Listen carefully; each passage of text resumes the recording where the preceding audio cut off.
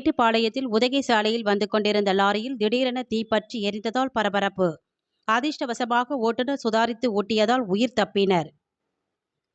கோவை மாவட்டம் மேட்டுப்பாளையத்துக்கு அரியலூர் மாவட்டத்திலிருந்து cement load ஏற்றிக்கொண்டு ஆந்திர மாநிலத்தை சேர்ந்த லாரி ஒன்று வந்துள்ளது.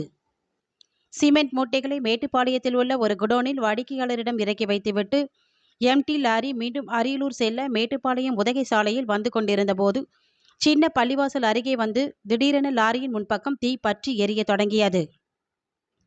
இதனால் அதிர்ச்சியடைந்த லாரி ஓட்டுநர் உடனடியாக லாரியை சாலையின் நடுவே நிறுத்திவிட்டு அங்கிருந்து இறங்கி தப்பினார்.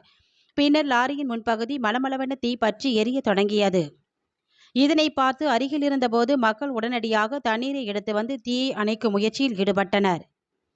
இருப்பினும் லாரியின் முன்பக்கத்தில் அதிக அளவில் தீ பற்றி எரிந்தது. பின்னர் இது குறித்து மேட்டுப்பாளையம் தீயணைப்புத்துறைக்கும் காவல்துறைக்கும் தகவல் அளிக்கப்பட்டது. என்ன சம்பவம் இடத்திற்கு வந்த தீயணைப்புத்துறை மற்றும் காவல்துறை அதிகாரிகள் பற்றி கொழுந்துவிட்டு எரிந்த தீயை அணைத்து கட்டுக்குள் கொண்டு வந்தனர். திடீரென லாரியில் எப்படி தீ பற்றியது என்பது குறித்து தெரியாத நிலையில் அது குறித்து போலீஸ் விசாரணை நடைபெற்று வருகிறது.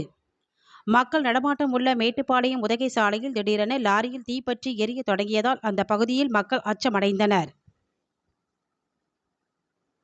Hey,